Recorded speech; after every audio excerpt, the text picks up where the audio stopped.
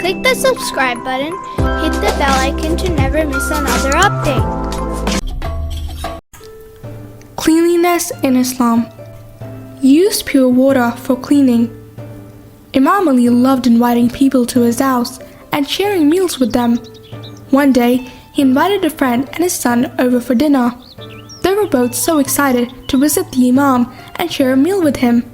After all, the Imam was a cheerful and loving person, and he always showed extra kindness to his guests. When they finished eating, the Imam brought a jug of water and clean towel so that he could wash his guests' hands. Shocked, the man asked, "How can you wash my hands? You are my Imam and leader." The man could not believe that Imam Ali, with all his greatness, was doing something that servants would normally be doing. The Imam replied, "You are my guest, and I would like the honor of serving you because this is what Allah likes. Please wash your hands carefully and don't feel embarrassed." The Imam then told his own son, who was sitting next to him, to wash the other boy's hands.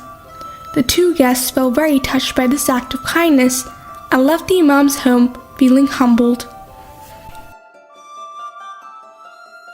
And we sent down from the sky purifying water. Wash your hands before and after you eat.